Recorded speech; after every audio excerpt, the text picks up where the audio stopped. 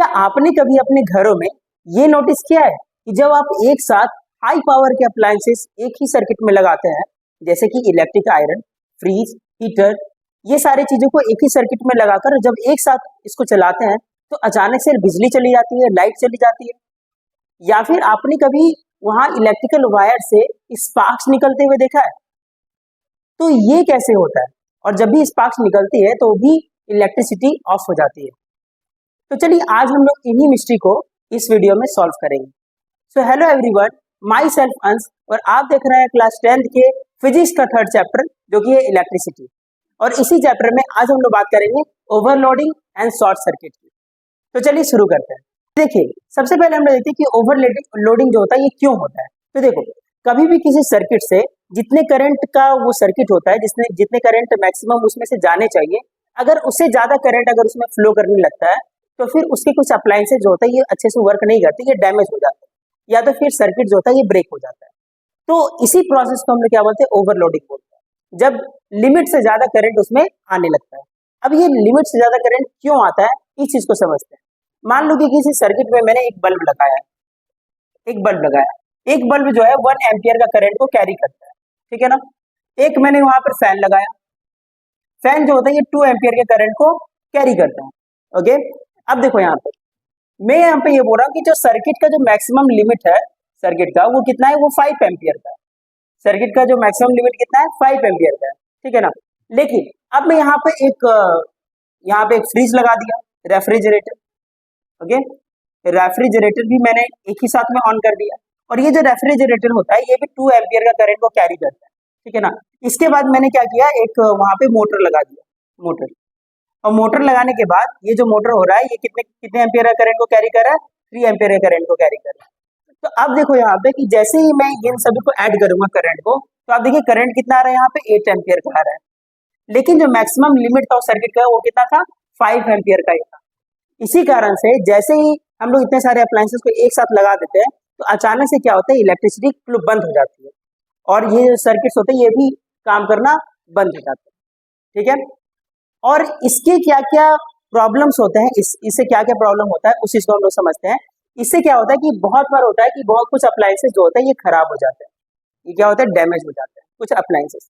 कई बार ऐसा होता है कि जो सर्किट का जो वायर होता है ये ब्रेक हो जाता है, ये टूट जाता है, मेल्ट कर जाता है। तो ये सारे प्रॉब्लम्स ओवरलोडिंग के कारण से यहाँ पे क्रिएट होते हैं। तो चलिए अब हम लोग ओवरलोडिंग के डेफिनेशन को देखते हैं। तो अब हम लोग यहाँ पे देखते हैं इफेक्ट्स को। देखो, इसके कारण से क्या होता है, जो हमारे अप्लायंसेस होते हैं ये डैमेज हो सकते हैं। अप्लायंसेस क्या हो सकते हैं, डैमेज हो सकते हैं। जैसे कि अगर मान लो कोई अप्लायंसेस है, अगर उसमें 1 एम्पियर का मैक्सिमम करंट वो सह पाता है, लेकिन अगर उसमें से ज्यादा करंट फ्लो कर गया तब क्या होगा, तो वो जो अप्लायंसेस होगा वो डैमेज हो जाएगा, उसके जो सर्किट्स होंगे वो ब्रेक हो जाएंगे, खराब हो जाएंगे, जो अप्लायंसेस होगा सो फ्यूज कर जाएगा, ठीक है ना। और वहीं पे कभी कभी क्या होता है कि वायर जो होते हैं उनका इंसुलेशन हट जाता है और इस कारण से वहां पे क्या होता है, स्पार्क्स निकलकर आग भी लग जाता है कई बार, ठीक है। तो ये सारे प्रॉब्लम्स होते हैं जो कि ओवरलोडिंग के कारण से क्रिएट होता है, ठीक है। चलिए अब हम लोग यहाँ पे देखते हैं कि जब ओवरलोडिंग हो रहा है तो यहाँ पे फायर हजार्ड यहाँ पे देखने को मिल रहा है हमको, मतलब कि यहाँ पे फायर जो हो रहा है ये चारों मतलब कि चिंगारी स्पार्क्स वगैरह उसमें से निकल रहा है। ये जो स्पार्क्स होते हैं ये कैसे निकलते हैं, क्या इसके पीछे रीजन होता है, उस चीज को हम लोग समझते हैं यहाँ पे, ठीक है। तो देखिए, जब स्पार्क्स जो निकलता है हमारे वायर के पास से, इसमें होता क्या एक्चुअली में, देखो हमारे घरों में जो वायर यूज किया जाता है ये 2 टाइप के वायर होते हैं। वैसे होते तो 3 टाइप के हैं, लेकिन अभी हम लोग यहाँ पर जो यूज करने वाले जो वायर होते हैं वो कितने टाइप के होते हैं, 2 टाइप के। एक होता है आपका लाइव वायर और एक होता है न्यूट्रल वायर। देखिए मैं आपको ऐसे समझाता हूँ, ये बोल रहा हूँ कि ये आपका क्या है, ये आपका लाइव वायर, ठीक है। और ये आपका क्या है, ये आपका न्यूट्रल वायर, ये क्या आपका न्यूट्रल वायर है। देखो लाइव वायर में क्या होता है, एक्चुअली में लाइव वायर में क्या होता है, ये आपका लाइव वायर, ये आपका क्या है, न्यूट्रल वायर।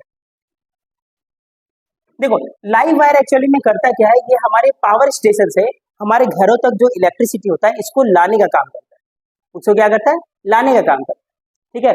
और जो न्यूट्रल वायर होता है ये क्या करता है, ये हमारे घरों से जो इलेक्ट्रिसिटी वापस ले जाने, जो सर्किट क्लोज करने के लिए जो वायर यूज किया जाता है वो कौन सा होता है, वो न्यूट्रल वायर होता है, ठीक है। अब अगर मान लो कि लाइव वायर और न्यूट्रल वायर के बीच में मैं यहाँ पर अप्लायंसेस लगा रहा हूँ, जैसे कि मान लो कि मैंने यहाँ पे एक अप्लायंसेस को लगा दिया, एक अप्लायंसेस मैंने यहाँ पे लगा दिया। अब देखो इधर से करंट आएगा, इस वाले पाथ से करंट आएगा और इसको ग्लो करेगा और अपने पोटेंशियल को ड्रॉप करते हुए, अपने पोटेंशियल को कम करते हुए वो इस वाले पाथ से कहाँ चला जाएगा, पावर स्टेशन तक चला जाएगा। ठीक है, यही प्रोसेस होगा यहाँ पे। अब देखो यहाँ पे कभी कभी क्या होता है कि जब एक्सेस करंट यहाँ पे आने लगता है तो इसके कारण से क्या होता है कि जो वायर के ऊपर में जो इंसुलेशन होता है, वायर के ऊपर में खास तरह का इंसुलेशन होता है जो कि इंसुलेटर का बना होता है, जिसको हम लोग बोलते हैं पीवीसी। इसको क्या बोलते हैं हम लोग, पीवीसी। पीवीसी का फुल फॉर्म होता है पॉलीविनाइल क्लोराइड, पॉलीविनाइल क्लोराइड। मतलब कि ये जो मटेरियल होता है ये एक तरह का इंसुलेटर होता है और इसी मटेरियल से सारे वायर जो होते हैं ये कवर होते हैं, उनका आउटर कवर इसी का बना होता है। इसी कारण से जब मैं इसे टच करूंगा तो कोई भी फर्क यहाँ पे पड़ने वाला नहीं है। लेकिन कभी कभी क्या होता है कि जब बहुत ज्यादा करंट इसमें से फ्लो करने लगता है ओवरलोडिंग के कारण से, तो इसके जो इंसुलेशन होता है ये क्या होते हैं, मेल्ट हो जाते हैं, ये इंसुलेशन इनका डैमेज हो जाता है। और उसके कारण से क्या होता है कि यहाँ से ये जो मान लो कि इसके ऊपर में जो इंसुलेशन था ये क्या हो गया, यहाँ से वायर जो होता है ये कुछ वायर इस तरह से बाहर निकलने लगते हैं, कुछ वायर जो होता है इसमें से बाहर निकलते हैं। और वैसा ही मान लो कि अगर इसमें भी हुआ तो इसमें से भी वायर क्या होंगे, इस तरह से बाहर निकल जाएंगे इसमें से, है ना।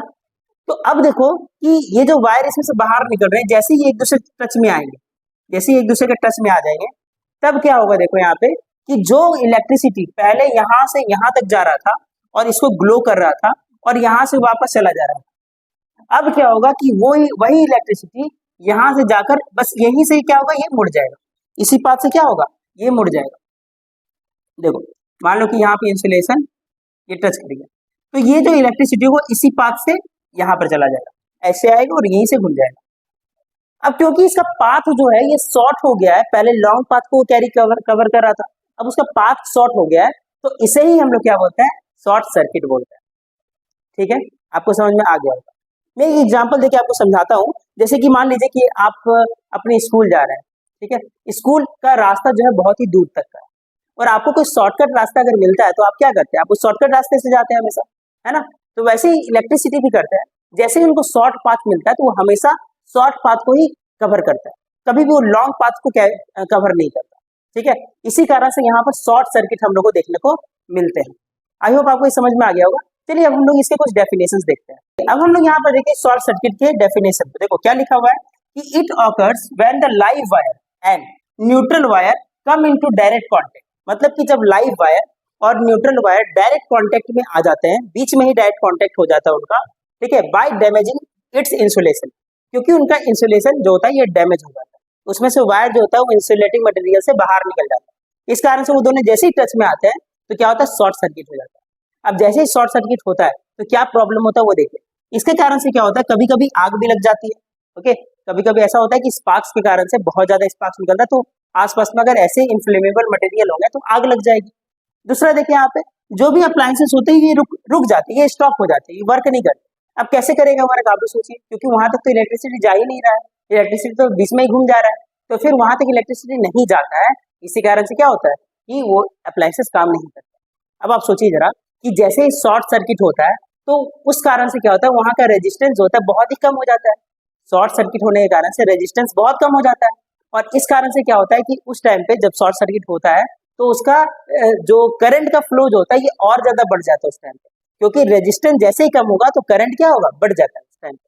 ठीक है ना, तो यहाँ पर करंट बढ़ जाता है तो हीट भी वहां पर ज्यादा जनरेट होता है, इसके कारण से और भी ज्यादा जो वायर्स होते हैं ये पूरी तरह से मेल्ट कर जाते हैं। ठीक है, तो ऐसा ही होता है यहाँ पे शॉर्ट सर्किट। आई होप आपको ओवरलोडिंग और शॉर्ट सर्किट समझ में आ गया होगा। अगर आपको ये समझ में आ गया होगा तो आपको ऐसा लग रहा होगा कि जो इलेक्ट्रिसिटी बहुत ही ज्यादा डेंजरस होता है, तो अगर ये डेंजरस है तो ओवरलोडिंग और शॉर्ट सर्किट को रोका कैसे जाए, इसको प्रिवेंट कैसे किया जाए। तो इसके प्रिवेंशन के लिए हम लोग कुछ खास तरह के डिवाइस यूज करते हैं जिसको कि हम लोग क्या बोलते हैं, फ्यूज बोलते हैं। ठीक है, और इसी फ्यूज को यूज करने के बाद क्या होता है कि शॉर्ट सर्किट और ओवरलोडिंग के चांसेस बहुत ही कम हो जाते हैं। तो चलिए हम लोग यहाँ पर देखते हैं कि किस तरीके से इसको ओवरकम किया जाता है। अब हम लोग यहाँ पे बात करते हैं कि ओवरलोडिंग और इंसुलेशन जो शॉर्ट सर्किट होता है इसको ओवरकम करने के लिए हम लोग क्या यूज करते हैं, फ्यूज यूज करते हैं। एक्चुअली में फ्यूज होता क्या है, देखो फ्यूज जो होता है ये एक तरह का सेफ्टी डिवाइस होता है। ये क्या करता है, जैसे ही ज्यादा करंट उसमें फ्लो करता है तो ये सर्किट को ना बीच में से ब्रेक कर देता है। अब मान लो कि सर्किट बीच में से ही ब्रेक हो गया तो करंट आगे तो बढ़ ही नहीं पाएगा, और जैसे ही आगे नहीं बढ़ पाएगा तो अप्लायंसेस को कोई भी प्रॉब्लम यहाँ पे नहीं होने वाला है।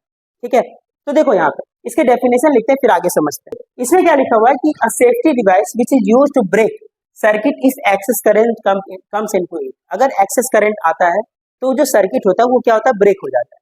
ठीक है, ब्रेक होने के कारण से वहां से जो इलेक्ट्रिसिटी का फ्लो जो होता है वो बंद हो जाता है और हमारे अप्लायंसेस सेफ रहते हैं, इसीलिए इन्हें हम लोग सेफ्टी डिवाइस कहते हैं। ओके, अब देखो ये बनते किससे, वो देखिए ध्यान से। देखो made up of alloy of tin and lead. देखो टीन और लेड का एलॉय होता है जिससे कि इसे बनाया जाता है। ये बहुत ही थीन वायर इसका लिया जाता है इसको बनाने के लिए। फ्यूज जब हम लोग बनाते हैं तो बहुत थीन वायर का यूज करते हैं। क्यों थीन वायर का यूज करते हैं, क्योंकि देखो जब भी करंट वहां पे आएगा, अब देखो इसका फीचर क्या होता है पहले ये समझिए। प्रॉपर्टी क्या होता है कि मेल्टिंग पॉइंट इसका लो होता है। मेल्टिंग पॉइंट लो का मतलब क्या हो गया, कम ही टेम्परेचर पे मेल्ट कर जाता है, बहुत ज्यादा टेम्परेचर का जरूरत नहीं होता इसको मेल्ट करने के लिए। ठीक है, दूसरा क्या है कि इसका रेजिस्टिविटी भी हाई होता है। देखो रेजिस्टिविटी अगर हाई होगा तो वहां पे हीट भी ज्यादा प्रोड्यूस होगा। आपने पढ़ा था जो हीटिंग इफेक्ट होता है, जो हीट होता है, ये किसके प्रोपोर्शनल होता है, ये रेजिस्टेंस के प्रोपोर्शनल होता है। और रेजिस्टेंस, जब रेजिस्टिविटी ज्यादा रहेगा तो रेजिस्टेंस भी ज्यादा रहेगा, और रेजिस्टेंस ज्यादा रहेगा तो इससे क्या होगा, इससे हीट भी ज्यादा प्रोड्यूस होगा। अब सोचिए जरा कि जैसे ही करंट वहां पर ज्यादा फ्लो करेगा उस सर्किट में, और वहां पर हीट ज्यादा जनरेट होगा, तो जैसे ही हीट होगा तो वो क्या होगा, वायर जो मेल्ट कर जाएगा, और जैसे ही मेल्ट करेगा तो वो बीच में से टूट जाएगा, और जैसे ही टूटेगा तो करंट का फ्लो बंद हो जाएगा, और इसके कारण से ओवरलोडिंग जैसे प्रॉब्लम्स होते हैं ये नहीं हो पाते हैं। ठीक है, लेकिन देखो इनमें एक प्रॉब्लम हम लोग को दिख रहा है कि अगर मान लो कि ऐसा हुआ, हमारा फ्यूज जो है ये ब्रेक कर गया, बीच में से ब्रेक कर गया, तो ब्रेक करने के बाद क्या होगा कि हम लोग को उसको फिर से कनेक्ट करना पड़ेगा। हम लोग क्या करना होगा, उस वायर को फिर से बनाना पड़ेगा, फिर से ज्वाइन करना पड़ेगा, तो इसमें तो बहुत ही ज्यादा प्रॉब्लम होता है।